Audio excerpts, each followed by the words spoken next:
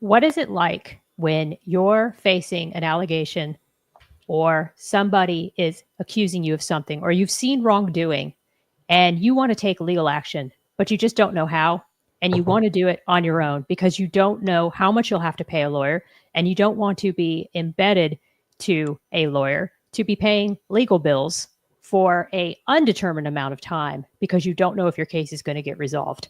It sounds like a precarious place to be, but it is a place that many people who choose to represent themselves do find themselves. And so today we are going to talk about what is involved in having to do that.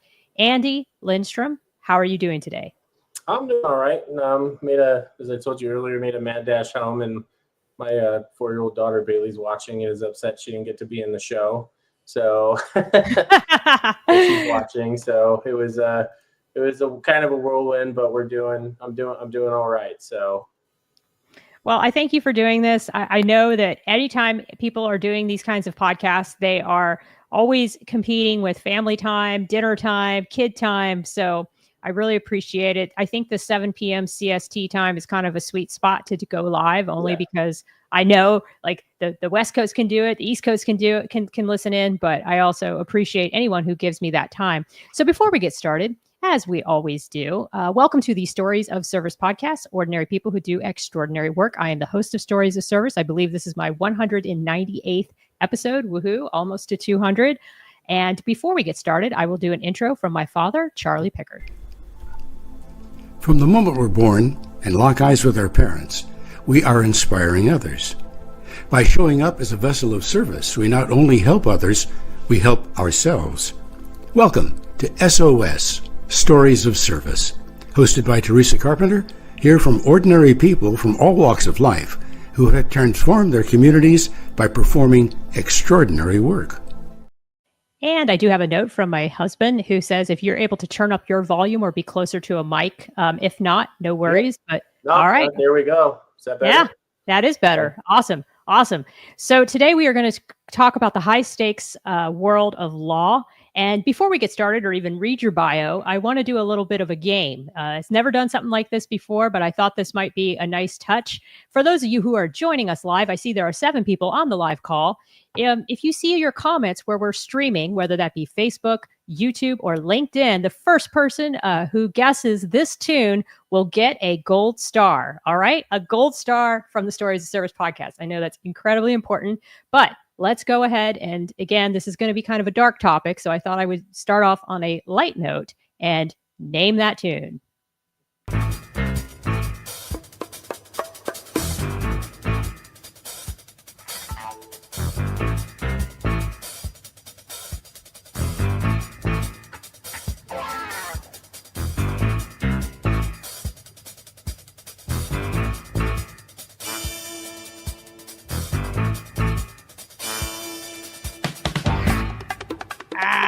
We got nobody going. Oh, well. Yeah.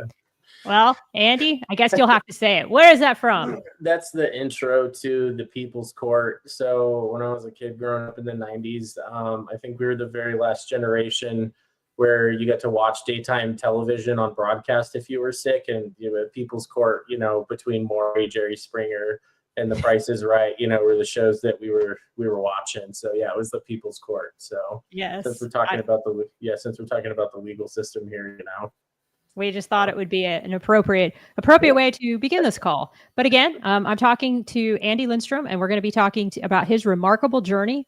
He is a U.S. Marine Corps veteran and former Nevada National Guardsman, and he's taking on the military establishment alone in a courageous legal battle. Amid reporting serious allegations of misconduct, including military sexual trauma and financial embezzlement within the Nevada National Guard, Lindstrom faced harsh retaliation.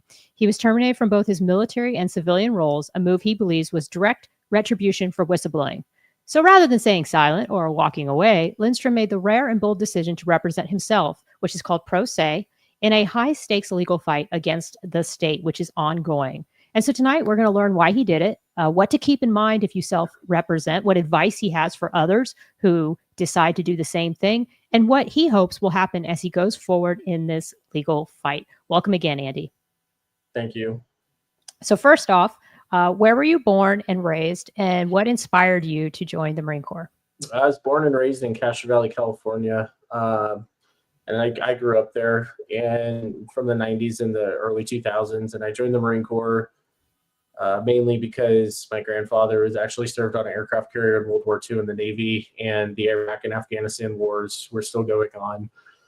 I was not a really good academic student in high school. I didn't really see the point of me going to college. I wasn't interested in it, and I wasn't interested in academics. So I joined the Marine Corps at 17, and joined the infantry.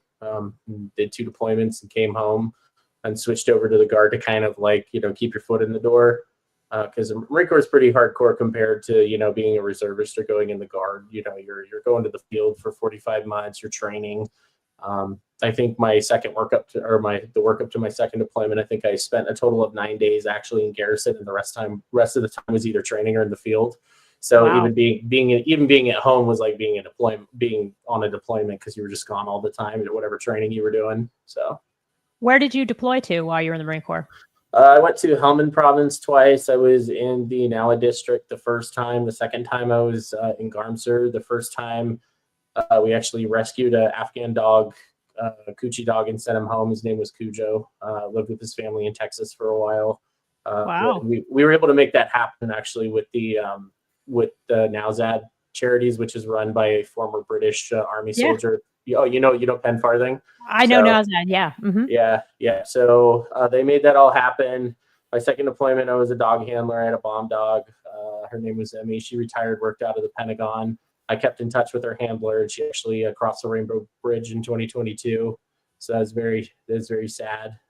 So yeah, we jumped on helicopters. We jumped off helicopters. That dog had been in Osprey. She'd been in Super Stallion. She swam in the Helmand. She chased Afghan kids around and stole their soccer balls. So yeah, even though she was a bomb dog, she was still a lab, and she was my buddy.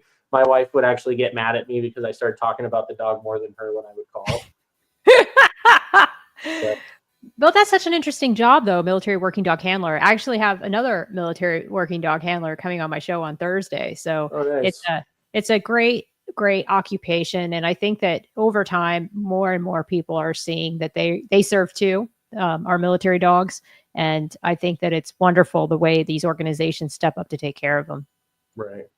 So, all right. So you you got out of the Marine Corps and you wanted to still continue to serve. So you joined the Nevada Army National Guard. Was your job the same in infantry? No, I decided I wanted to go the opposite end of the spectrum from being infantry, because when I was deployed, we would pass through Leatherneck, and we would always get told, don't get comfortable here, because you're not having Wi-Fi where you're going. You're not, you're pooping in a bag and you're burning it. And they've got little Connex boxes with apartments. They've got gyms. They had a bus system. So they would drive you around to all the different DFACs or chow halls where you could, get food. I was actually there passing through because Leatherneck was connected to Bastion when Prince Harry was there as a helicopter pilot. And then the stupid media was talking about it. And then they attacked Bastion and killed 3 people. So wow. they knew the prince was there. That's why. That was the whole point, because the royals paparazzi are just ridiculous. So. Mm-hmm. So what job did you end up doing instead? So I became a 91 Echo, which is an allied trades machinist and a welder. And then I had a bunch of time left on my GI Bill, and I was just very interested in it. So I actually went to the local community college and got a couple degrees, as well as CNC machining and welding. And I really enjoyed it. It was, I think trades are kind of a lost art in the world. I do too. And my great grandfather was a carpenter's mate in World War I in the Navy. He built. People used to just buy houses or buy land and build their own houses with their bare hands. So I've just kind of fallen back into that I actually really do like working with my hands. When I'm not doing my real job, I'm usually working on I've gotten homesteading. We raise backyard poultry, ducks, chickens, even trying to hatch out some geese. So yeah, we do everything ourselves in this house. Mm-hmm. In fact, I think I was telling you earlier, we have a termite infestation, and it was just one night, really bad, but apparently that's a thing here. And I thought the whole house was just infested with them. And he's like, no. So he went out and he bought all this stuff to do ourselves. And we just went through the house and cleaned it up. And hopefully that's why you can't see it, but I've got dark lighting on the office now because I can't have light coming in because of them. But Absolutely. You do those things yourselves. He was telling me they wanted $1,500 just to come to the house, and then you have like Right. some yearly upkeep on it. And so there's just so many things that you can do yourself. They take more time. And in fact, that's what this whole show is about. Do it yourself, except do it Yeah. yourself law, which is a whole nother story. But we'll get into that in just a moment. So you went from the Marine Corps to the Army. You're in the Army National Guard in Nevada. How many years did you do? I did 8 years in the Guard. Okay. When I got out in 2021 of October. Okay. And while you were in the Army National Guard as a welder, did you deploy? No. The joke about the 150th maintenance company was they called it the fighting 150th. It's we won't fight and you can't make us. every other unit would get to deploy, but like National Guard deployments, they're going to like Puerto Rico and Guam. It's all part like state partnership programs and training. So which is cool. I would have loved to not be in Afghanistan twice every 6 months, not sleeping, destroying my body. Yeah. So, and like I've seen all these pictures where they go to Germany and, they did a deployment to Poland and, a friend of mine took a picture in like an old Gothic tower. So, that was your experiences may vary. So, yeah, exactly. Yeah. Well, you just never know what you're going to get. I say that to everyone who joins the military. I'm like, you could be sitting in a shore-based facility just doing absolutely nothing, or you just happen to be at the command that did the Afghanistan pullout. I mean, you just don't know from day to day where life will take you and which command is going to be the one that gets sent to do whatever the mission might be. So you do, I think you said 8 years in the Guard? Yep. Okay, so you do 8 years in the Guard. Tell me a little bit. We're going to transition now to your case and where this got started. Tell me what happened while you were in the Guard when it comes to malfeasance. Like, when did you start to sense that something was off? Probably my first year in the Guard when we had a master sergeant who ended up actually killing his wife in a domestic that went bad. Because they were both just like, he went on deployment. She was cheating on him. She was sleeping with her boss, and she worked at a gas station who like got her hooked on meth. He came home. He found out about it. He beat her up. He got drunk. He went and shot up the gas station, and he got like probation because it was he just got back from deployment and he's having a rough time. So let's just cut some slack for the guy, and we saw a lot of that. And actually, I will say in the Marine Corps, it was my second platoon sergeant like beat the absolute, piss out of his wife. And essentially the justification was for nothing happening to him was, oh, well, he's a really good Marine. Let's not ruin his life. We need him for deployment. And you just keep hearing that. And I will say that the reason I joined the military is because my grandfather was in the Navy on a carrier, and he retired from the Navy and he became a police officer, and he was a police captain. And then at the end of his career, he was a police chief. And my mother always told me, she said, you have two kinds of cops kids. She says, you have the ones that are they went to church every Sunday. They were pillars of the community. My grandfather would always say, if we go to jail, don't call me. If you go to jail, don't call me. I'm not doing anything for you. He almost fired a junior officer for letting my aunt out of a speeding ticket. That's just how, that's how tight he was with his position, and he didn't do favors for anybody. And But on the other end of that is where I had a friend growing up whose dad was a cop, and was just because daddy was always getting him out of trouble. Daddy would go talk to the sheriff, and he's a good kid, don't ruin his life. And I started to kind of see that, a lot of that in the Guard, where, and I know that we talk about, like, I know Allison's mother's been on here, and that was what I testified to the Senate about. You have all these people that are doing these kinds of things. And it was and the long drawn out way to answer your question, probably the first year I was in there, 2013, 2014, they were starting to see this kind of stuff. A lot of the unofficial slogan, unfortunately, with the Nevada National Guard is, welcome to the Nevada National Guard. You didn't lose your girlfriend, you just lost your turn. So, and that's terrible. It is terrible, but that's the problem with everything all the way up to the command suite. They all have their little side chicks going on. They've all slept with somebody's wife. They've gotten out of a DUI. They've gotten out of domestic. They've been using drugs. And the Marine Corps, when you set foot on the yellow footprints, the first thing they make you read out loud is the Marine Corps zero tolerance drug policy. And so to just transition from that into the Guard, where you got people that are partying on MDMA and, putting cocaine up their nose and stuff, and then, trying to get clean before they go to drill. I mean, there's some real issues. And so it went on for about probably like first 2 years. And the biggest thing that gets covered up is always the fraternization and the sexual harassment. And I will say that both of those cases, which is a huge problem in the military, and like I said, I was in the infantry, we weren't around women hardly ever. Right. And we always thought the sexual harassment training was a joke. And, we're always just like, watch the video, sign the roster, Sure. Start playing grab ass with each other and say, oh, look, I'm harassing you and that kind of thing. And then I joined the Guard, and, you get a new private, and you've got some sergeant or E5 who's married, which a lot of this kind of stems around that as well. And, he kind of like saddles up to this young, impressionable woman who wants to join the military and wants to serve. And he's looking at her like, she's a piece of meat, and he wants to, That's terrible. Yep. Well, it happens all the time. I mean, how many recruiters that have been busted, taking recruits back to their house? I mean, the parents found out, like some of them young as like 16 years old, because they go to the high schools, and, the command begging with them that they'll handle it and don't file charges, don't do this. And, it just turns it, and so that's just kind of the current culture as it sits right now. And that's, and so this is something that you saw.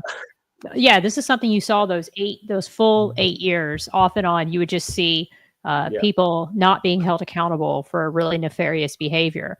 And so tell me, go ahead. I would say it's selectively enforced. Mm-hmm. So people are selectively held accountable. So if you're friends with the right people, then, you'll either get your feet held to the fire, or, it won't, or they'll just kind of like, oh, we'll just move you over here. So Right. It just depends on who you are. And I would say that's the same thing with the whole freedom of speech issue for the military in general. If you're the right person and somebody likes you, then you can say whatever you want. If you're not the right person and somebody doesn't like you, you will be warned and restrained in many ways. So that the selective enforcement happens across the board. So you stuck around though for quite a while, seeing some of these things and being able to still serve and do your job. So obviously there were some good sides to it too. We don't want to dismiss that. But what was it that you saw that led to the current case that you're now litigating? Oh, well, it's a couple of cases. It started as Nevada state whistleblower cases under the Nevada revised statutes. And I will say that it's been going on for 2 years, and you're supposed to get a hearing scheduled within 20 days. And it's on its third attorney. The other two were five. But back up. You said it's a whistleblower. Yeah. So back up. Like, what was it that started you on this journey? Like, what was the first incident? Like, what happened? Were you retaliated against? Yeah, okay. we were actually out of annual training in Carlin, Nevada, and we had the same sergeant that I was talking to you about. He was kind of a known predator, and to this day he's still in the Guard and got promoted, and it's like none of this ever happened, which is just wild to me. But so, and he had some complaints filed against him, especially with these he liked these young Hispanic female soldiers that would come in, kind of like Vanessa Guillen, and then he had invited one of them over to his house. Actually, he told her, he said, "You want to come over to my house? My wife's out of town this weekend." So we were out training at Carlin. There's an armory out there that's no longer open, and we were spending the night out there. And he decided to send a picture of his fully erect penis to this junior enlisted specialist, non-NCO,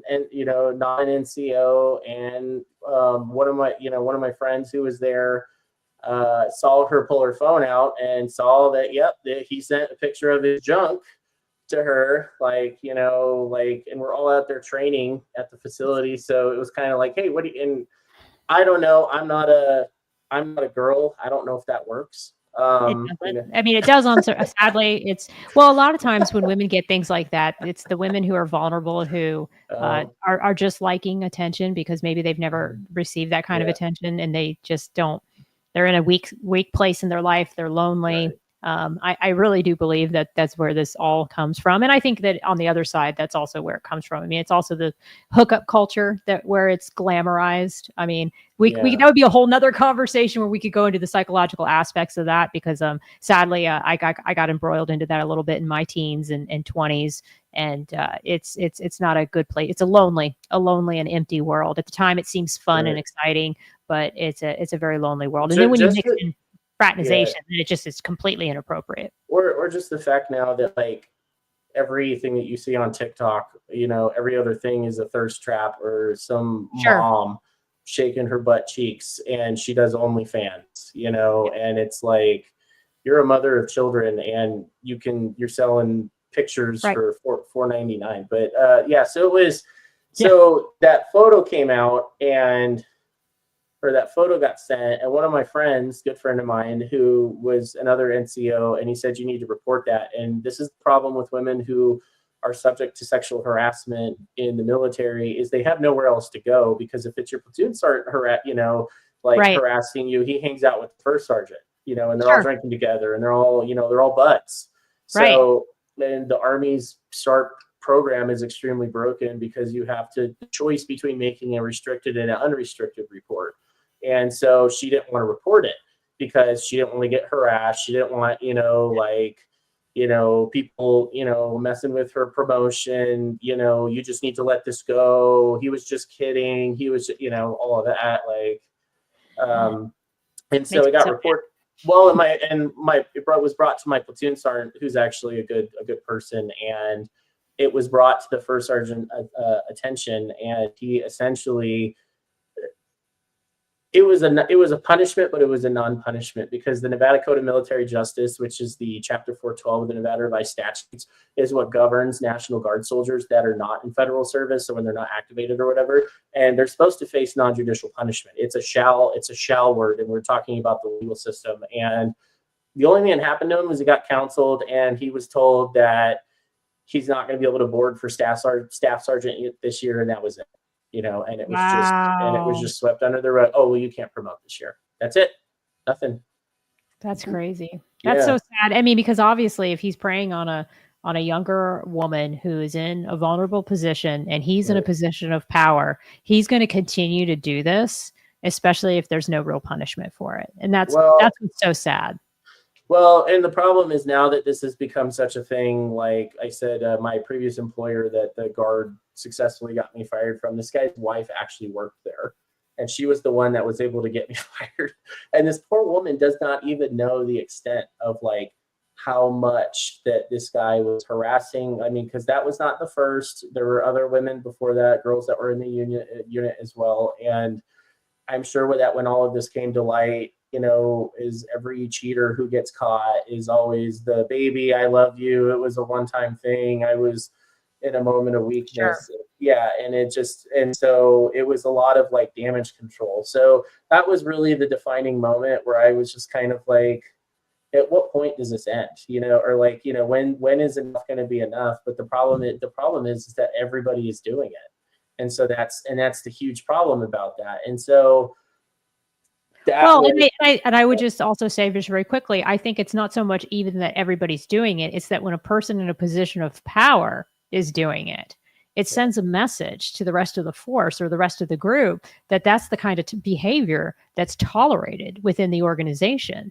And so when they see that they can do this, because as we both know, much of this is not even really about sex. It's about power. And so when people are able to do things like that, I mean, I consider when somebody sends a dick pic, they're basically pulling a power move, and it's so creepy and bad. But the sad part is that there's people that get off on it. That's why people expose themselves. I mean, to me, it's just the modern day peeping Tom. It's really it's the same. It's the same thing as a rapist, though. Being a rapist is not about sex. It's about power. Right. So. And we had a previous adjutant general. He couldn't keep a female legal secretary in his office, and he had too many complaints. And they would just sit there, and again, and the punishment is, well, you're not going to be a 2-star. We're just going to keep you as a 1-star forever. And it's like you're still getting paid as a 1-star. Like, that is a ridiculous amount of money that you're getting paid. Yeah, so it's not really a punishment for these issues. So you got to a point. I'm just kind of trying to move this forward. So you got to a point No. I'm sorry too. I wish we could talk about this for 5 hours, but I want to try to do my best to have a kind of a concise story, because I want people to see what was involved with you doing this from beginning to end on your own, and then what advice people can take going forward if they decide to do this themselves, and what they're prepared for, which I still think is a worthy fight no matter what happens. So the next thing that happens is you report this, or where are you in this? So what happened is that I was also working full time, and it's a very complicated, convoluted case where you can actually work full time for the Guard.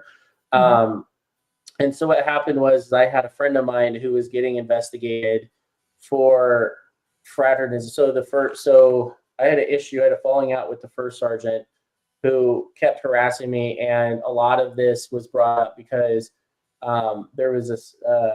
The military is full of pranks and just, shenanigans and whatever. And I was, and so it's a very convoluted story. And that's what I said. There's so many twists and turns to this, but I'll try to keep it short. So essentially there was a prank that got pulled. And I apologized to the first sergeant about it. And he really started going after me to kind of ruin my career after that. And I had been on orders for the COVID orders at the time. And I had just stopped whatever was going on. I was like, it's fine. It was stupid. I shouldn't have done it. I'm sorry. It was dumb, whatever. Sure. But then what happened was after that, he kept following me around to my full-time employment with the Guard, trying to mess with me, trying to, keep me from getting a state job, keep me from getting different jobs. And the problem is he was very good friends with this lieutenant colonel who I had to work with on a regular basis. And so what had happened is that this lieutenant colonel, who's also a full-time serving Guard member, is also a serial fraternizer. I think he's on his third marriage, his first, and and that's the whole point. He was the ROTC commander at UNR. He was moved. He was sleeping with a cadet's mom, whatever, was messing around. He went on deployment as a commander, the 593rd, he was cheating on his wife. She found out, she left him. So he just had a very large string of events. And so what happened is that he starts opening this investigation to another good friend of mine. You have to understand the National Guard, Nevada National Guard only really has about 4,000 members. It's very small, and that's split between northern and southern Nevada. So you take that, you cut it in half. Most of the manpower is in Las Vegas, and you've got maybe 1,500, 2,000 people in the north. You maybe, it's not a lot, at all.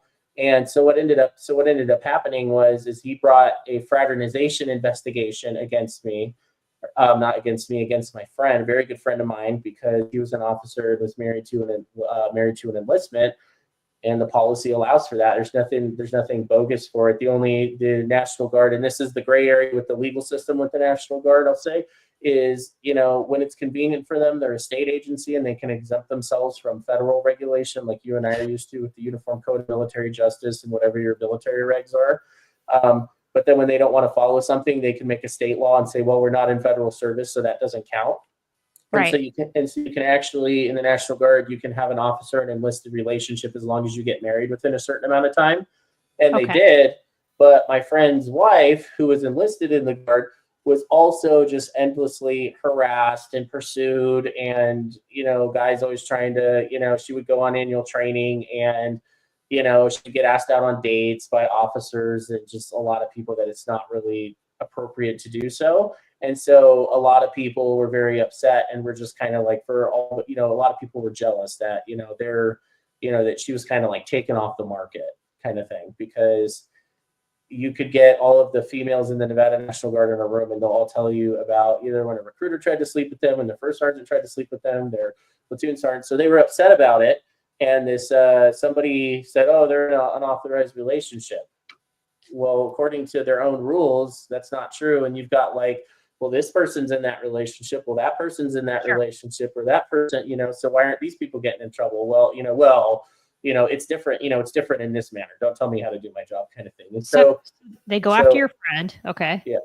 So they go after my friend, and somebody that wasn't me put up a sign outside of Washoe County Armory that told this lieutenant colonel to stop kissing specialists, because apparently at a Christmas party when he was a captain, he got caught making out with a enlisted specialist. And so he's a captain, and this woman, either a captain or a major, and this female National Guard soldier is either is a specialist, and based on this individual's like very long, dirty laundry and history of just fraternization, sleeping with enlisted on deployment, getting moved from UNR, having sexual relations, is cadre with student, or students' parents, and it's just like, dude, you're investigating this. So this sign got put out, and because I was having issues with this former first sergeant of mine and some other people I had worked with, they're like, oh, it's Andy. He's the one that did it. He did it this one time, 3 years ago, and nobody ever even asked me. Nobody ever even investigated me. Nobody ever talked to me. He did what? He did what? He did what? Like he opened up an investigation against me secretly. Oh, so they thought that you were the one that was opened up the investigation against the lieutenant colonel? No, sorry. The lieutenant colonel opened up the investigation against my friend. And right. then Got that. he had some other people just to mess with him, put this sign up that they had that was made. To harass the lieutenant colonel.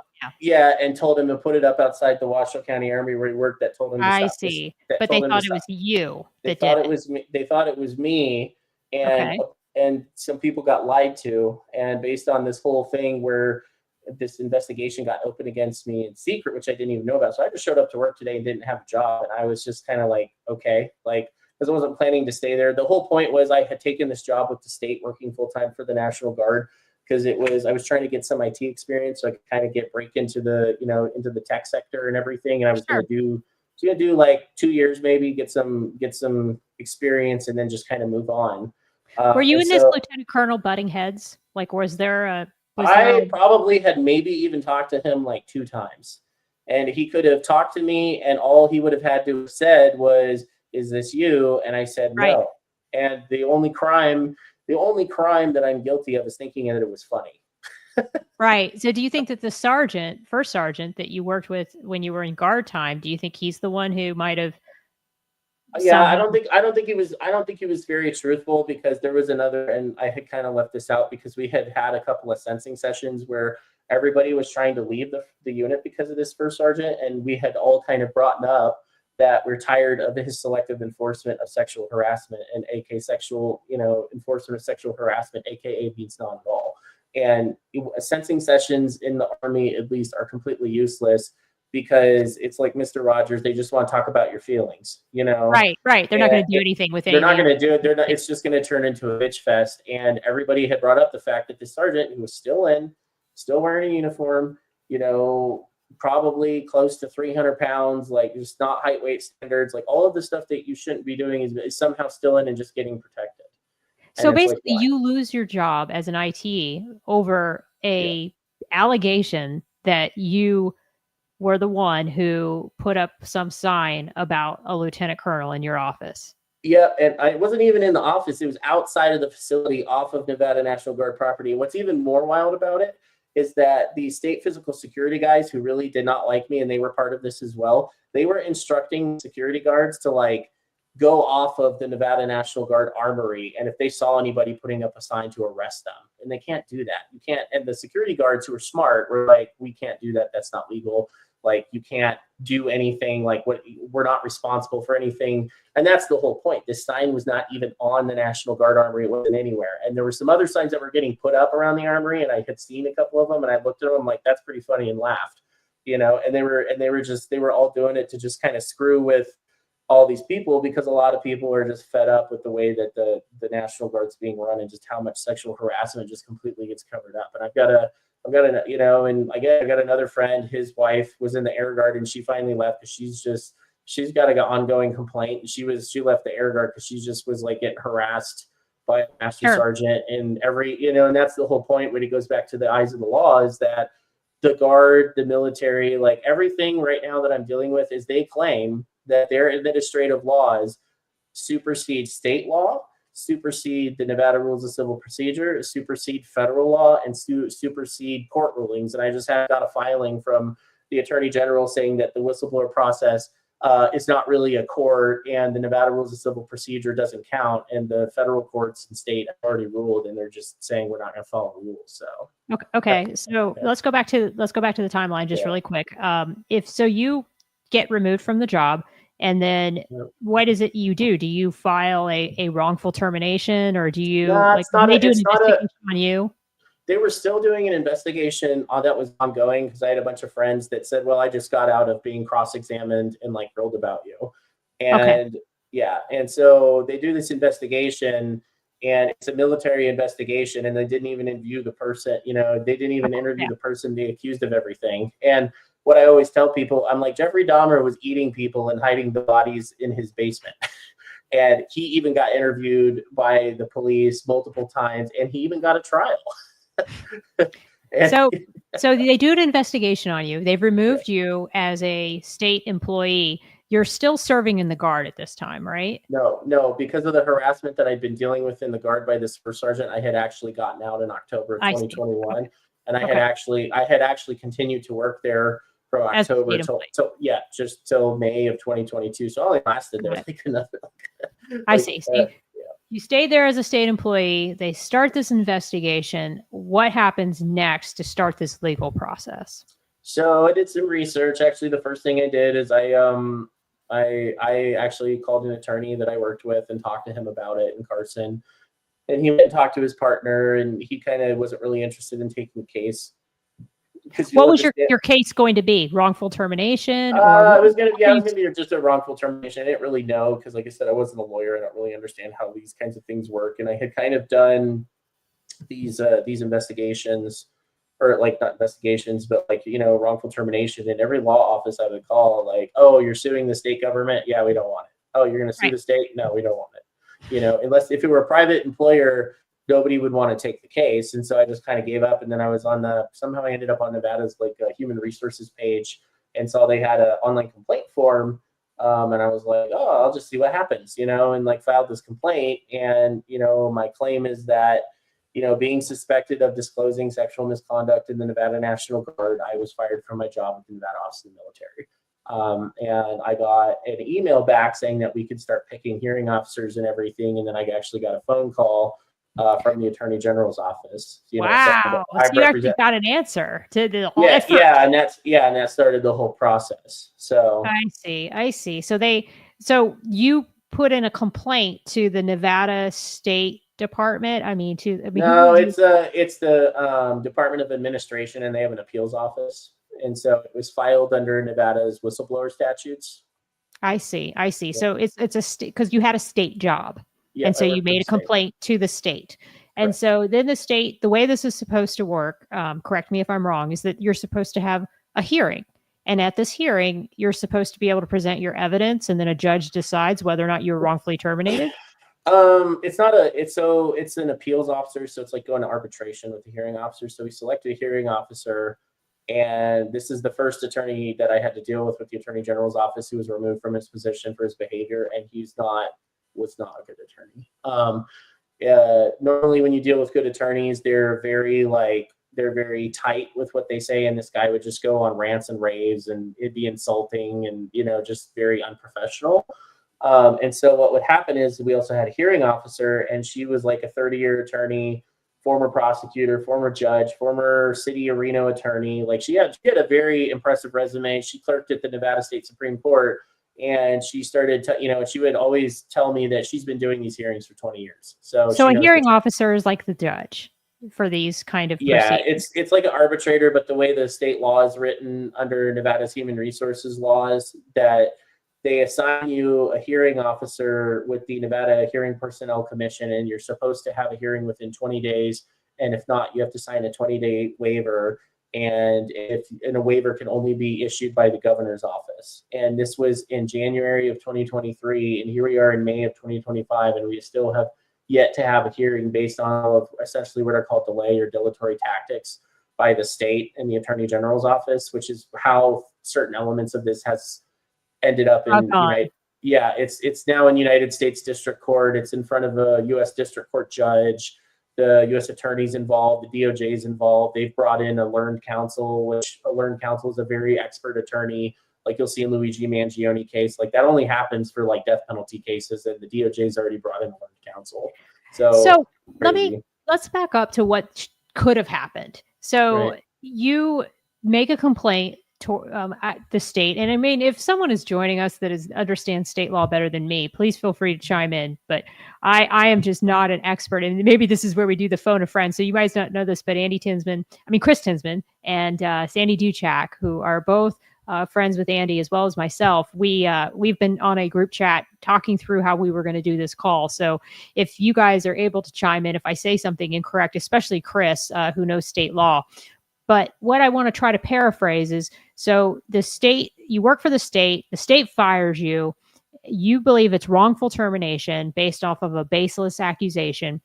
You file a complaint with the state. You have a right to go to a hearing. At this hearing, there's a hearing officer. There's, I guess, the attorney general that represents the state. There's you or your attorney. You present your evidence. They present their evidence. And then the hearing officer decides whether or not you were wrongfully terminated. If you were wrongfully terminated, what happens then? They talk about whether or not they're going to restore your job or get back pay or what. Yeah, they have to reinstate you at that agency, or they could even, and this is the dumb part about it, they could have just offered to reinstate me and sent me to another agency, and I probably would have just been like, sure, why not? It's not that would have been too easy. Yeah, well, because there was some personal aspects, and essentially some people wanted to get revenge on me, and that's really the problem with it. And the other part of this has been a big source of litigation is, for the last 2 years, the state and the Attorney General's office and the Nevada National Guard have denied that an investigation of any kind ever existed, which is how. Oh, I see. Because you've had people come to you and say, yes, I was asked about you. I was grilled. And they've given statements, and they had to sign everything. And apparently under Nevada state law, under 284.390, says that you have to turn over, as subject to this hearing, that you have to turn over any document or any communication or any investigation. Like discovery. Yeah, it is discovery, and they have to give it to you within 5 days. And 2 years went by. So okay. And so what was happening during these 2 years? Would you have a date for this hearing, and then they would come up with some reason why they couldn't make the hearing, and then they would get pretty so this is things that are not tolerated in court, as I've come to learn, is that it's called abusive litigation practice. So we would get within like a week or 2 weeks of a hearing, and the Attorney General's office would come up with some other reason about why they needed to continue the hearing. And the hearing officer would just let them do whatever they want because they're paid by the state. They're under contract with the state. So it's the state presiding over the hearing, being represented by the state, and nobody sees a problem with that. And so we would get within, and it even got to a point where at one point the Attorney General's office said, well, I'm not going to accept subpoenas on behalf of Guard soldiers because I don't represent them. And I said, that's not true. Here's the state statute. And he just refused to do anything about it. And then he changed his story and said, well, I don't control National Guard soldiers. And I said, so subpoenas, you wanted to bring in coworkers and people that you worked with during this time to substantiate the fact that you didn't put up that sign off base about the thing that did they tell you when you lost your state job, did they tell you that was the reason you were being terminated? And did you sign anything saying that this was the reason you were being terminated? No, it was what they called it was a probationary discharge, and they just told me I wasn't a good fit. They wouldn't tell me why. And the other thing that they did is I had some computers in there I was messing with in like a home lab because I was an IT person. So, and we had just moved, and I was like storing some stuff in there. They wouldn't let me take all my computers. And I said, these are my personal property, and I'm in there. And they're like, and the other thing they did is like, just to be more obnoxious and petty, they had like 2 MPs following me around from the Air Guard.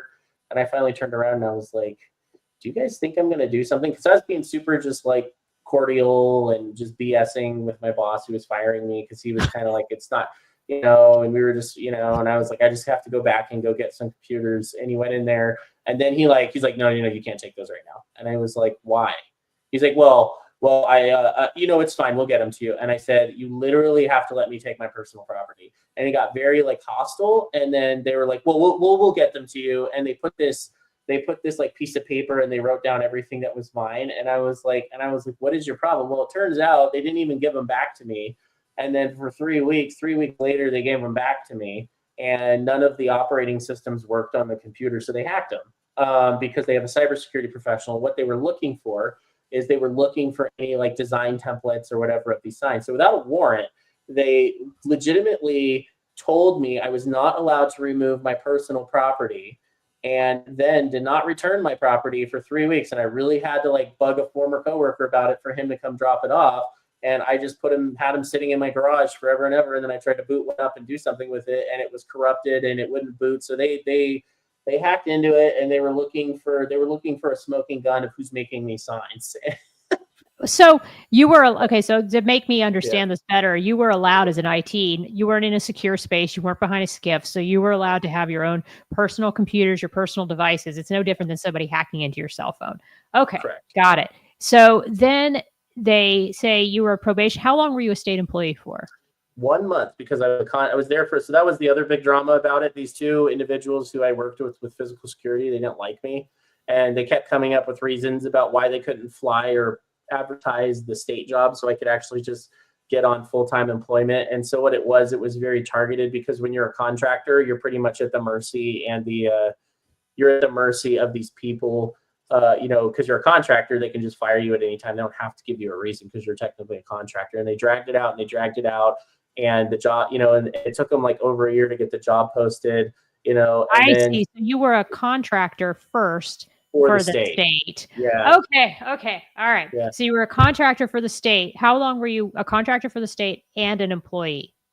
For like a year and a half almost. Gotcha. But then only 1 month of that, because you're in the probationary period, because of the fact that they took a while for this job to be created. Only for that 1 month were you a state employee, but that was enough for you to be able to use this process to contest your firing, even if it was during a probationary period, correct? Yeah, and so that's where it gets sticky as well, is because the first month that I worked there, and the problem is we were just being harassed constantly via email by these two people, and what they would do is they don't understand how Microsoft Outlook worked, and they would you would see the entire email chain, and you would see them calling us fat bitches, pussies, crybabies, and this is on government email. This is on DoD encrypted network. And, everybody would just kind of grit their teeth, because one of them was a retired sergeant major and always threatened to go talk to the general, and he knows people or whatever. And I had finally gotten tired of it. And finally, another one of these stupid emails came out, and I had finally was a state employee. And then I responded to a question, because they were just trying to start drama via email and CC a general and CC a colonel, and Andy Lindstrom's not doing his job. And, I had to wait, for this person and blah, blah, blah, just causing drama. And finally, and then there was this whole thing where he was calling his butt hurt and saying that my friend, only likes fat bitches on Tinder, and this is DoD encrypted email. You do not do that kind of stuff with. What was this? Like on a group chat, like on email? No, they were emailing back and forth, and they had just replied to the email where they were sitting here because they didn't really understand that, the Microsoft email chat is archived. And I responded to them, and I very professionally told them that they need to clean up their emails, and it's highly inappropriate, and it's a hostile work environment. And I was like, if you keep doing this, I'm just going to go to HR, and I'm a state employee now, so I actually have employment rights. And so then that, Wait, why were you on this email to begin with? I'm sorry, Andy. It's hard to follow some of this. I know it's very convoluted. Why were you on this email to begin with? Because we had to work with them on a regular basis, and my job was fixing the badge entry scanners, those kinds of things, and that something wouldn't work. And the program had been abandoned really for 2 or 3 years. So the whole point is I was brought on to kind of fix this program. Things were still broken, and then they would send this fire off this big flame email that we weren't doing our job. So it's like a group email. Okay. Yeah, it was a group email, but you had the chief of staff, you had a 1-star, you had generals or whatever, and they were just trying to throw us under the bus. And really what they wanted to do is they just because I didn't play those kinds of games with them, and they were looking for any reason that they could to just try to get me fired, to get me to fall out of favor with the command suite and all of those people. But you finally had enough of the unprofessional behavior on the email. You said something.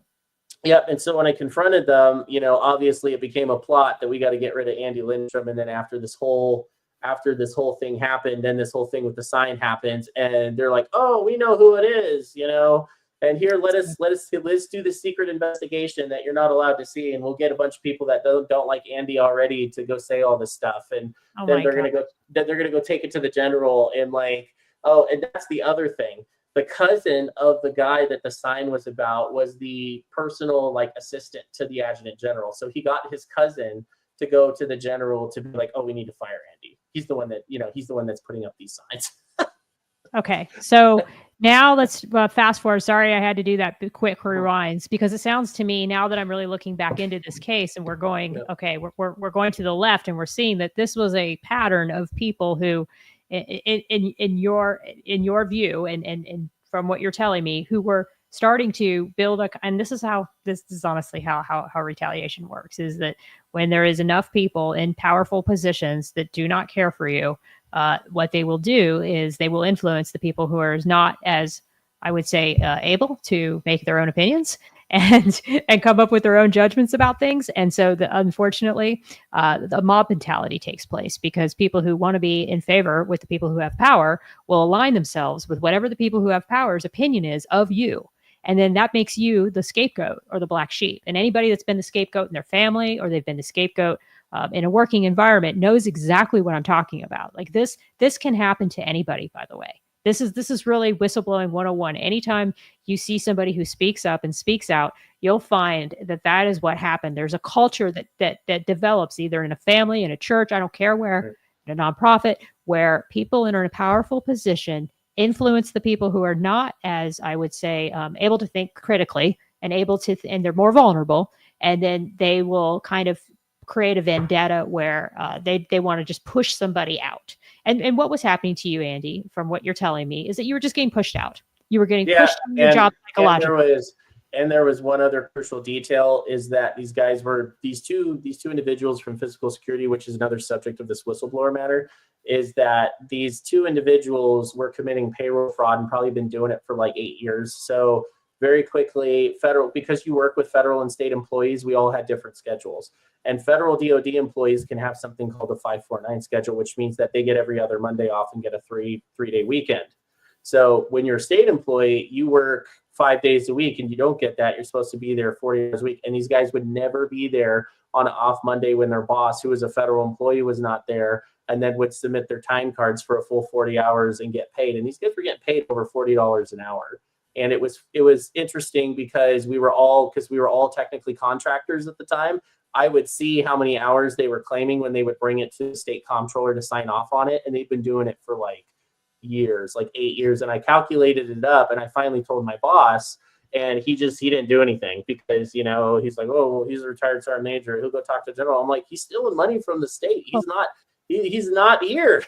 Yeah. And that's the other piece to this, is that a lot of times this type of behavior is enabled because we've got people who are in charge who don't want to make waves and who don't want to have any backbone or courage because they're too afraid of their own career being threatened if they speak up or speak out on something. So let's now fast forward, go to the right. Let's go back to the hearings. So they do all these delay. And so what are you doing during this process? So you've decided that, no lawyer is going to take this case. I'm going to just continue to keep fighting this. What ends up happening? So I go on Amazon, and I also go to Oktoberfest in Germany and Paris at the time. But I go on Amazon and I buy the Nevada Rules of Civil Procedure. I want to put you on full screen. Yeah. And then when I ended up in federal court, I ended up buying the Federal Rules of Civil Procedure on Amazon. It's not really a lot. And then the other thing that you get is you need something that's called a legal dictionary, because what makes sense to you in the real world makes different sense in court. And I got two of them. I got the Barron's Law Dictionary. I got two Barron's Laws. So, and they're two different versions of it, because this was at the crux of the argument of the Attorney General's office, is they would make all these arguments and then I would say something or object to something. Well, you're not an attorney, so you don't understand. And I became very suspicious, and actually it became down to a dispute about subpoenas, because the hearing officer, who's a former judge, a former DA with 20 years of experience as a hearing officer, she tried to tell me she wasn't aware of any authority or ability to enforce subpoenas, because one of the things the state did was, just start being difficult with accepting service of subpoenas. So I went and hired a paralegal to just draft a group of subpoenas, and I said, how hard can this be? And I gave the paralegal, some money, and I said, okay, well, here's the statutes for the hearing. So just, make sure it's compliant with the Nevada Rules of Civil Procedure, because everything, and this is what defense attorneys do when you get into bad cases and they don't have a legal argument, they start whining about the rules. The rules aren't being followed. You didn't, check this and do this, and they do it just to, delay things. And so I finally said, okay, well, that's fine. And so I got subpoenas drafted, and I started serving the investigating officer who was part of the investigation. He actually had the JAG paralegal contact the hearing officer without us, which you're not allowed to do. You can't communicate with a judge or a hearing officer without all parties present. Can't do it, but they did. And so then, the other thing is I had some, past issues where the Guard actually illegally refused to allow process servers on the Nevada National Guard Army. They just wouldn't let them in the gate. And so they said, because I said, well, if you're not going to accept it, I'm going to start serving these people. So then there was a attorney general, it's a state facility and they have private contract security. It's public property. And one of the process servers actually worked for the first judicial court in Carson City. And he tried to go in there 7 times and they refused to let him on. And we actually brought that up in court when we went to court in 2023 in front of a judge. And the judge asked them if they did it, and they actually lied, like, "Oh, I don't know."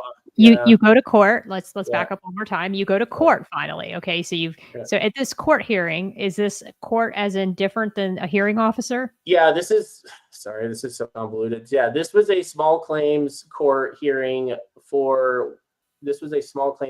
because for them damaging my property when they didn't return it.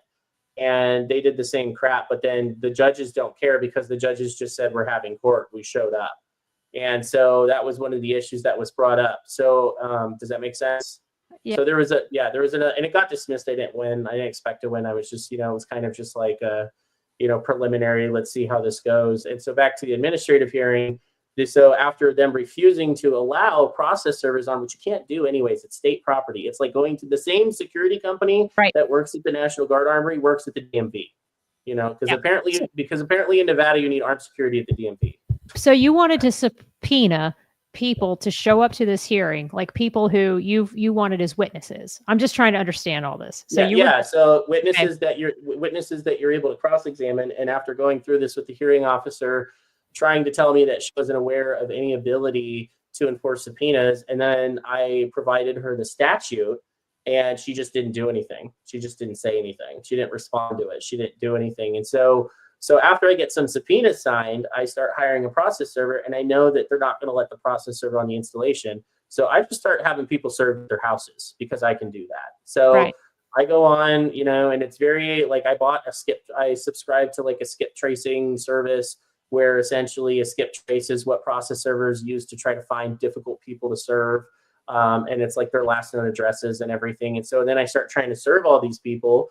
And actually, as the guy that went and testified in front of the Senate, Colonel Remus, I tried to have him served at his house. And then he contacted the hearing officer objecting to the subpoena and accusing me of all sorts of stuff. And so that's when the state jumped back in and accused me of something that's called Exparte Communication, which essentially means that you're communicating with a represented party without a represented party. We got in this whole big, long argument via email where the Attorney General's office said they didn't represent the Nevada National Guard in any kind of proceeding or litigation, but then was trying to use their right of attorney-client privilege to not turn over, to not accept, to justify dismissing the case because I engaged in prohibited communication. Right. They were just looking for a reason to make the case go away, is what I think. So you did get the subpoenas issued, it sounds like.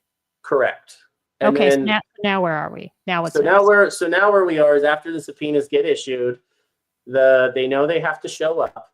The Deputy Attorney General is the DAG. He's just becomes completely just like off the deep end, because I don't think he's really had to like, when you and just this is the psychology of attorneys. When you go to court, you should not have to fight this hard with unrepresented people. It's supposed to be a slam dunk. You're pretty much licensed on the same level to practice law as a doctor. It takes about the same amount of time. You have to have a legal malpractice bond. Like you have to be registered with the bar. And so you have an unrepresented party who just shows up and starts, sticking it to you in the other way. And so he goes off the deep end and he files. And so I finally get most of the subpoenas served.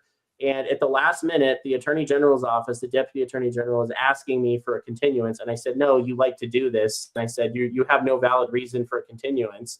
And he wants me to agree to a continuance. And so then he tells the hearing officer that he wants to file a continuance because he wants to file like a second or third motion to dismiss.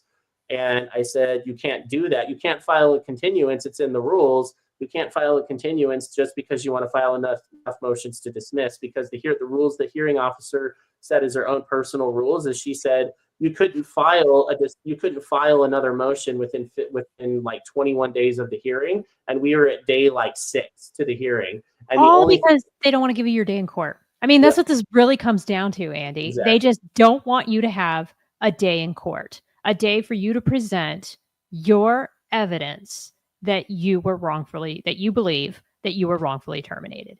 And so what they're doing is they're just finding ways to stop you procedurally.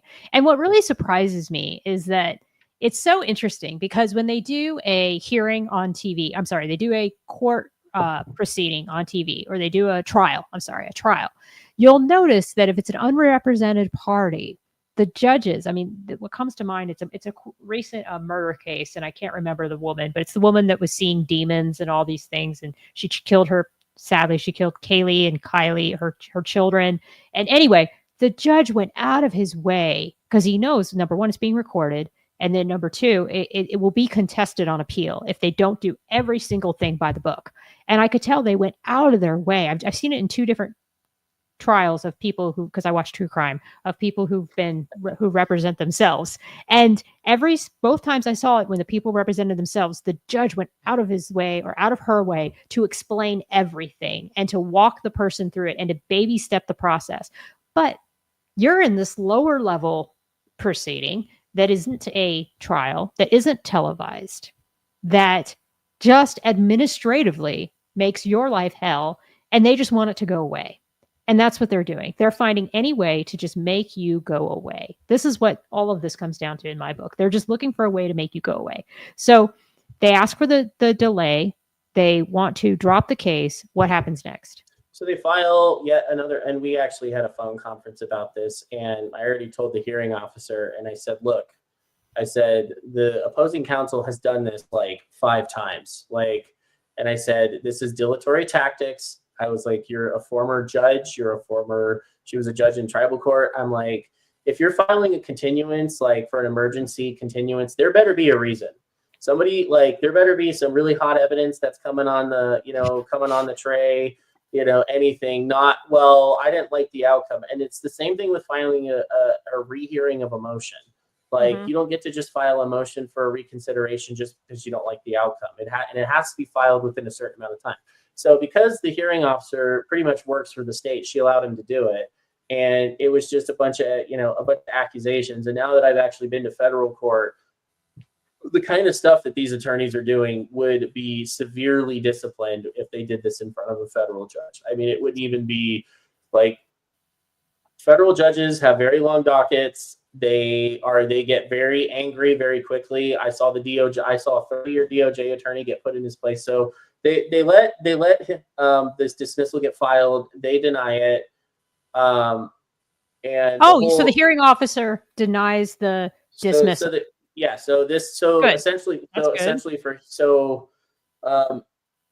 then I was actually pretty, I was furious about this. So actually what I did is I actually went and researched the hearing officer very well. I found her resume on the Division of Insurance's website with Nevada. She used to work for them. I went and printed off her LinkedIn profile, and I filed a bar complaint against her with the Nevada Bar. And I cited all of these procedural violations she was allowing to happen. I was like, I presented evidence where they're just making things up and there's no concrete evidence and they're just allowing it. I was like, and then I said, here's the kicker. She's a 20-year hearing officer and then lies to me and tells me that she's not aware of any ability to enforce subpoenas. So I filed this bar complaint. And then at that, I've had enough. So I've just finally get to this point where I just file a motion to recuse her. And as an exhibit, I attach it, which is just a copy of the bar complaint, which has like her resume, her LinkedIn, and what I said about her on the Nevada Bar. And the very next morning, she 4 or 6 o'clock in the morning, she's issued an order to withdraw. So she's no longer the hearing officer. Wow. When did that happen? That happened sometime between April and May of 2024. And so, that happened on April of 2024. And it's at this time because the whole argument that the state is making is that the state office doesn't represent the guard and they can't get a copy of this investigation. So I go and I file a Chapter 239 Public Records Act request with the state, and they come back and give me the same BS. We don't have these records. They actually took an affidavit and a sworn statement from the wife of the guy that had been harassing me at work, who was the IT director at the Army. And you see how just like incestuous this place is. And she lied, and she offered under oath of affirmation of perjury. She said that there was no way to get these emails, and that we wouldn't have them. We would just give them to you directly. So after exhausting all of these attempts to get the copy of just this investigation, which I'm entitled to have within 5 days, I file a FOIA request, and they just kind of ignore that, and they just sit on it and don't do anything, because all these same people that are involved with the Guard, they're also are involved in the state matter. A lot of them are involved in the FOIA request too, and they don't give me anything, and they pretty much just tell me to kind of piss off, and we don't have to give that to you and do whatever. So I got mad, and I went not mad, but I said okay, because I researched the Freedom of Information Act, and the National Guard Bureau ordered the Guard to turn over the investigation. And they just didn't do it. So then I go and file in federal court, and I have the Attorney General's office served. And I said the state militia is essentially withholding federal records they're supposed to have. And I named the Deputy Attorney General personally, and named him and the state judge advocate for withholding this record. So when that happens, all of a sudden I find out, he tells the hearing officer that he's leaving the Attorney General's office. And then I found out through somebody else that the chief Deputy Attorney General's office removed him from his position for his behavior, and from dealing with my case and other cases. So did you get the investigation after all this? Yes, I just got it so I got it in February of 2025. So I only got it like 3 months ago from the second attorney for the Attorney General's office, who tried to lie to me and told me that he only just recently became aware of it. And what also I got was the full email chain that they had provided, that wasn't provided in initial discovery. And the other issue with that as well is the initial emails that they had provided me the evidence was obviously, edited and tampered with, which removed the JAG office talking about this investigation that was conducted against me. So I want to know, do you have it in writing that they did not have an investigation? Like, do you have it in writing, yes, them telling you that they did not have it? And what's even worse, that the second attorney that got fired by the Attorney General's office, we went to court because I filed something that was called a writ of mandamus petition, which is kind of an old kind of law where a court steps in and issues a writ against somebody and says, you will do this. It's not a suggestion. You can't appeal this. And we went to court, and that's how we lost the second hearing officer, because I named her of her, telling the state what to file, what kind of motions to file. You can't do that as a judge. Like you're neutral. You're supposed to be. And I named her, and so she left. And so the writ of mandamus petition, which is on the record in the First Judicial Court in Carson City, they come back, and one of the things that they, and they said, we're not aware of an investigation. We don't have an investigation. There's never been an investigation. Mr. Lindstrom's crazy. He just has this obsession with this investigation that never existed. And so I explained that to the Attorney General's office. I said, you went to court and you went in front of a judge and you lied. I was like, that's perjury. And I said, also, you essentially were concealing evidence, and here's all the laws that you broke, and you did it in your official capacity. This is grounds for disbarment, I would think. It's grounds for prosecution, and this is why when you go to law school, you have to get malpractice insurance just like a lawyer. And so if your client, like, this is what people don't realize about lawyers, like, you have a professional responsibility as a lawyer. You're doing this for money. You're doing this for compensation. You're paying your mortgage. You're paying your bills. If you're doing this for money, you have to provide your client the best defense and representation that you possibly can. And if you engage in legal malpractice, that's grounds for your client to actually sue you personally in court to recover damages or loss incurred, because it would be like going into a surgeon and then having medical malpractice, and then you die, or you lose use of an appendage because of medical malpractice. And that's so when you become a licensed professional and you get licensed with either a state board or the bar, you're essentially forfeiting your right to say, well, I didn't know. Oh, well, I was ignorant. You can't do that. You can't do that as a lawyer. You can't go in front of a judge and say, well, I only recently, because you have a duty to provide evidence when it's provided, and they actually tampered with it and actually edited it to take out the discussion of the investigation and JAG's involvement with the investigation. So you finally get the investigation. You still don't have a hearing. you haven't done anything in federal court at this point. I'm talking about when you got I'm trying to understand what you really need, Andy, one day is just like a timeline with like little boxes. And you need to just have kind of like a ticker of what happened when, because your story is got so many details and it's so hard to follow and hear, because it's just, it goes into so many directions. So I'm basically understanding it as you were hired by the state let you go after you've been there a month. You try to understand why you were fired, get access to your investigation, try to have a hearing, which would have been your day in court. You try to issue subpoenas to cross-examine the people who you say were responsible for firing you. They executed delay tactics and tried to drop the case, tried to tell you that there was no investigation. And then suddenly the hearing officer recuses herself after you filed a complaint against her. Then you finally get the investigation. What does the investigation say? Does it say anything new, anything revolutionary? Yeah, and this is another detail, and I'll try to tie it in very quickly. But so the investigation is essentially has a bunch of sworn statements of people that don't like me, and they're redacted in the names, but based on what they said, I already know who they are. It's it is what it is. Right. Okay. Just the details of the case. So they just accused me of a whole bunch of stuff, that I was the one that was putting the signs up, which isn't true. I never did. And then the other thing that was in there was a photo of my truck that was in the parking lot, plus my license plate, and then a confidential law enforcement Nevada Highway Patrol printout of essentially they ran my license plates illegally without a warrant through a confidential law enforcement information system that essentially, and so what it was is these two people that didn't like me went to, because you have to understand at the National Guard Armory in Carson City, the Nevada Highway Patrol dispatch is there as well. So you can just walk in there and talk to them and everything. So they went and took a picture of my truck, and they went into the Department of Public Safety, Nevada Highway Patrol dispatch, and they ran my plates illegally through Nevada Highway Patrol dispatch, and then had the printout in the investigation, which is a category C or D felony in the state of Nevada. If you have access to a confidential law enforcement information system, you can't just be running people because you feel like it. It's a violation of your right to privacy. So you found things in the investigation that you feel that were not done properly and that were done illegally. So what do you do now? You have the investigation. You have a hearing officer that removed herself, the second hearing officer. You have the attorney general's lawyers.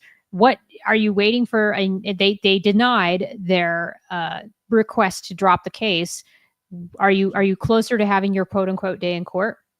So now that we have the third hearing officer and the third attorney general, we actually had a hearing date for June 2nd. And now that the second attorney general lawyer was removed from the office, the chief deputy attorney general, who's the 30-year AG, she's now whining that she wants to file another motion for reconsideration. And the whole argument is with Nevada's whistleblower laws.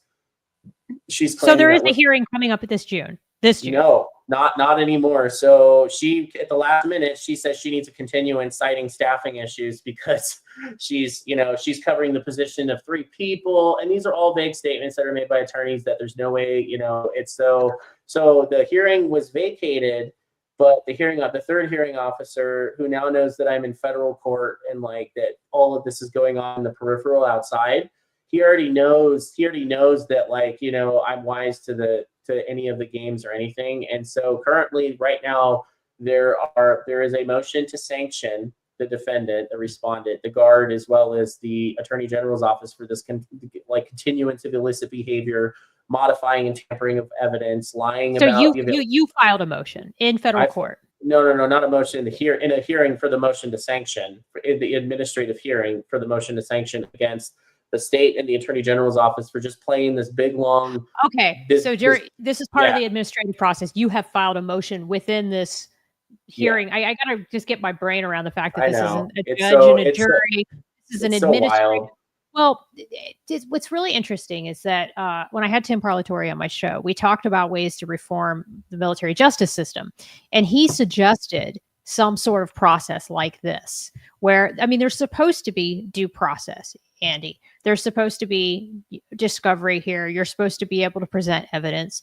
And he suggested that the administrative process have the same thing. He told me that in law enforcement that they do something similar to this. And it sounds like the state, ideally, in the way that it's supposed to work, that's what this should have happened. But because they wanted you to go away and they just wanted this case done with, they tried all these ways to drop it. So you file a motion in the state for the fact that they've been doing these dilatory tactics. Yeah, and it's dilatory tactics, and it isn't tolerated in court. It's delaying things for the sake of delaying. For the sake of delaying. And so now, are you waiting to hear back on that motion? Yeah, because the other thing is there's been some claims that were made by the Attorney General's office that were just now proven to be false, and provided evidence, and she's starting down the same road of saying they don't represent the Guard. And the Guard's been sued. Yeah, so the Guard's been sued multiple times in state litigation, and I provided in full the filing from the 8th Judicial Court of Las Vegas, and I'm like, you're just making stuff up. So now you've taken this to the federal courts, because I got to kind of wrap this up soon. So now you've taken this case to the federal courts, right? Yeah. Okay. Have you already started that process? Not completely. Like I said, I still have FOIA litigation, but there is a timeline for a federal one, but because I'm involved in all these two cases. So right now there's one federal case and there's one state case, and there's going to be a second federal case on different grounds, and I can't discuss it, or I'm not going to discuss it, but and the merits and all that. Yeah. So and the only reason I say it is because there's 16 co-defendants in this case, and I'm doing it all myself. And so the timeline is that there's some motions in the administrative hearing. There's still no hearing because there's two motions to be considered. The state's complaining that they don't represent anybody and they're not going to accept subpoenas on behalf of their client state because they don't want to, just to make it difficult. And that is pretty much, so they've essentially, the common theme of this is that what they're calling it is a perpetual limbo. But they've said so many different things across multiple proceedings that it's now in the attention of the Department of Justice, and it's now going to be soon at the attention of federal court, in front of a federal district court judge, which will see everything that has gone on for 2 years. I hope so. I really do hope that this show will bring some attention. I know, guys, we've been very long-winded and we've really gotten into the weeds, but I wanted to bring this to your attention. And the reason why, and the whole point of all this, is to show that it is possible. You can do what Andy did. It's incredibly hard. He's had to stay on it. I mean, you've got a family. You're still working a full-time job. This is not your full-time job. You've just had to do this. And I think that it's what Walk the Talk Foundation encourages all of us to do. And all of us have to make this decision, when to walk away and when to keep fighting, and which battles to take on, which ones not to take on, and why. And I'll tell you, there's no right or wrong answer. When you want to walk away because you've done enough, that's sometimes the right answer, because you have a family, you have a retirement, you have whatever. I was involved in something recently that I won't get into, but I made the choice not to make it bigger than it was. And I don't regret that decision. It was the right decision for me and my family and for my retirement. But sometimes, in certain cases, you have to fight. And I guess my question to you, Andy, is what do you take away from all of this? And what do you want to see just by taking this on? Well, I mean, I wanted this to get resolved in a way that would never,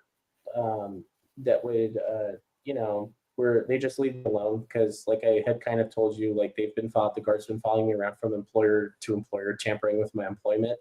And now that, and I kind of told you that in our last session, my house mysteriously caught on fire in the middle of the night a week before Christmas on December 16th, and we're still not living in our house. And they've had 2 fire investigators out there and can't figure it out. And I have concerns that it was related to a lot of the whistleblower behavior in the Guard.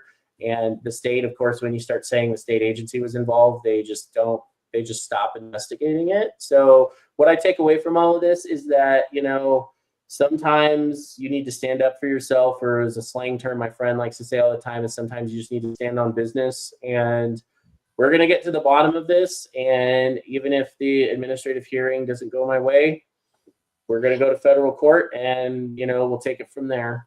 So I love it. I love it. And I will say, I'm going to share my screen real quick. Andy, you have already taken this, not just to me. Let me see if I can have to move my camera real quick, but you've taken this also to the press. I mean, and to the news media. So you'll see here, I put the link in the show notes. It's Guarding the Guardsman, former service member stands up for fellow soldiers. So it isn't just me, guys, who's investigated this. You know, KTNV, Darcy Spears, who has done a number of stories on Guard the Guardsman. She also interviewed you and did a piece about you. And so I encourage you guys to go to that link, see these things. Just know too, I mean, I fact check every single story, every single whistleblower story that I bring to you guys. It isn't something that I do. I take these shows very seriously, as I know Andy takes his case very seriously. And Sure. I do believe that what has happened to you is a travesty. I mean, it's ridiculous. They should have given you your day in court. They should have allowed you to present your evidence. You should have had the opportunity to cross-examine those witnesses and have that conversation. And instead, they've just stonewalled you and hoped that you would give up. And the fact that you didn't give up is a testament to your character. I want to show my kids, and I really want to show everybody else out there. It's like, actually, I learned this from my dad, like, because we just always fixed our own stuff, and a lot of people don't do that anymore. And it's like, no, you can, like I said, there's books. I mean, you can ask my wife how many nights I've been stayed up till like midnight and 1 a.m, and the alarm goes off and I got to get up and go to work, like, you know, but, you know, it's not going away, and, you know, they're going to stonewall their themselves into federal court. And like I said, we've already had a preliminary conversation with a special agent out of the state. So he's in charge of the field office. So the guard can probably already assume that they're subject to a federal probe. And, you know, they can either choose to deal with it now, or they can choose to deal with it when they get a phone call and they're setting up a federal task force inside the state of Nevada without a state law enforcement. And it's just, so, I mean, it's going to come out eventually, and it's going to work its way out. I mean, and that was the big thing when my house caught fire. I was worried if they, you know, if they shracked me, but it's already gotten too big, because now that I'm technically a federal informant, you know, it's like something happens to me, they're going to, you know, like, yeah, you know, federal informant, you know, commits suicide. Federal informant dies in house fire. Federal informant dies in car crash. Federal informant drowns mysteriously in Lake Lahontan. So, but if that happens, I mean, you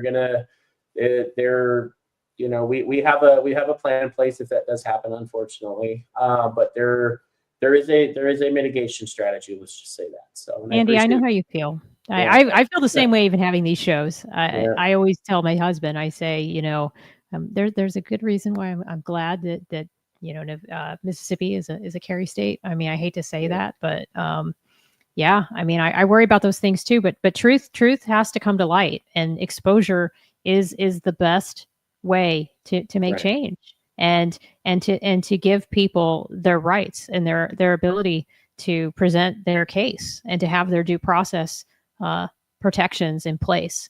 And if we don't stand on these rights and we don't talk about these things, then we're going to lose our country. I mean, I look at it like that seriously. Like, we will dissolve into a communist state where we have zero rights and we have zero protections, and the government is just going to do whatever the heck they want. And we can't let that happen.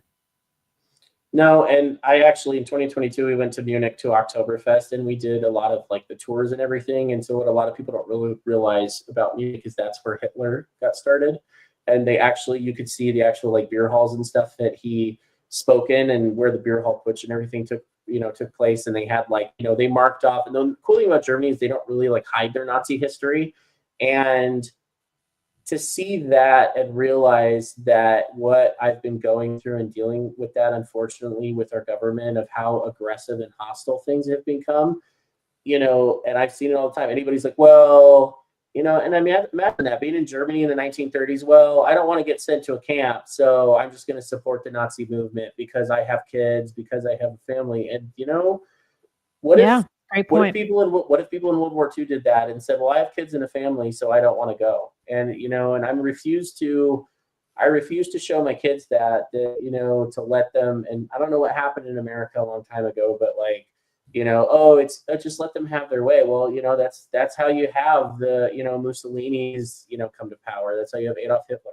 like, that's where it starts, where if you don't even eat the local level or whatever, and, I mean, it starts at the top. I mean, it starts at the top, but it also starts at the bottom too. When you go home to your kids, can you look at your kids and be like, yeah, I did everything that I possibly could to make, this legacy, this country or whatever better for you. So, yeah, I love it. I love it. Well, Andy, thank you so much for coming on the show. Thank you for allowing me to sort of drive this into a narrative where I thought we could explain things the best we could. I know we went over an hour, but I kind of knew we would. I kind of knew we would for this show. I'll meet you backstage. I'm going to go full screen to just say goodbye to the audience, but we will be following your case very, very closely. And I'm sure we'll do a follow-up at some point, or we'll continue to share your story. So thank you. Thank you so much. And Lakeisha Tillman said, thank you for sharing your story. By the way, Lakeisha, I did get your message. I have just not had a chance to get back to you, but I will. Anyway, as I always close out these calls, I'm going to go full screen. I'll meet you backstage, Andy. Thank you so much for taking the time to join us tonight. I have 2 more shows this week and a really, really special announcement. Next, tomorrow, I'll be having Rob Sweetman on the show. He's a former Navy SEAL. He was also part of the Hegseth, where we did the march, and then some of us went over to the Senate confirmation hearing.